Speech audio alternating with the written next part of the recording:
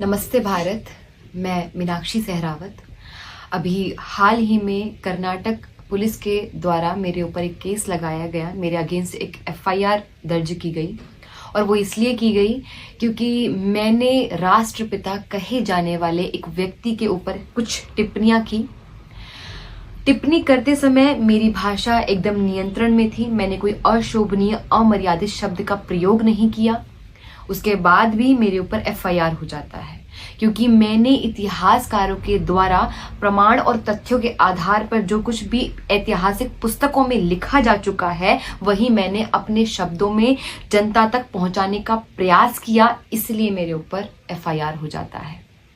आप विचार कीजिए कि भारत जैसे देश में एक पंजाब क्षेत्र के सांसद भगत सिंह को आतंकवादी कहकर पुकारते हैं। हमारे देश में वीर सावरकर को गालियां दी जाती हैं। हमारे देश में प्रभु श्री राम के होने के बार बार प्रमाण मांगे जाते हैं। हमारे देश में श्री कृष्ण के चरित्र को बार बार गिराया जाता है, उनके चरित्र का दोहन होता है, लेकिन ऐसे लोगों पर कोई एफआईआर दर्ज नहीं की जाती है।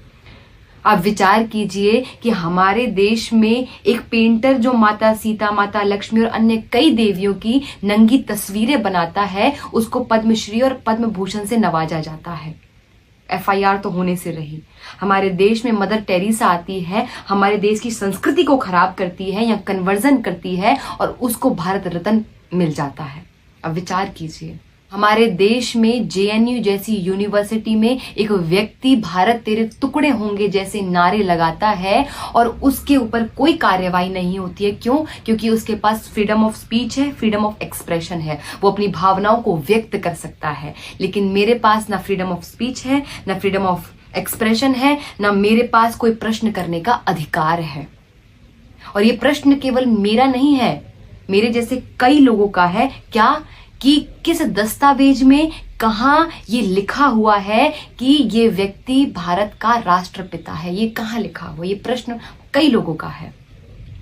आप विचार कीजिए, मेरा केवल इतना कहने पर कि इस मां भारती का कोई पुत्र तो हो सकता है, कोई सपूत तो हो सकता है, लेकिन मां भारती का, इस राष्ट्र का कोई पिता नहीं हो सकता है। इतना कहने पर मेरे अगेंस्ट एफआईआर हो जाती है।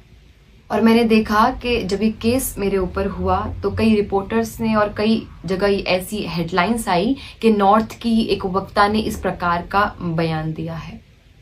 हमने कब से अपने आप को इस प्रकार से नॉर्थ और साउथ में बांट लिया? बॉर्डर कब हमने खींच दिया?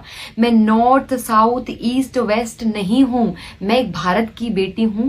भारत की बेटी के ऊपर ऐसा कुछ हुआ है, भारत की बेटी के साथ ऐसा कुछ हुआ है, तो पूरा भारत मेरे साथ होना चाहिए। तो अपने आप को इस प्रकार से ना बांटा जाए।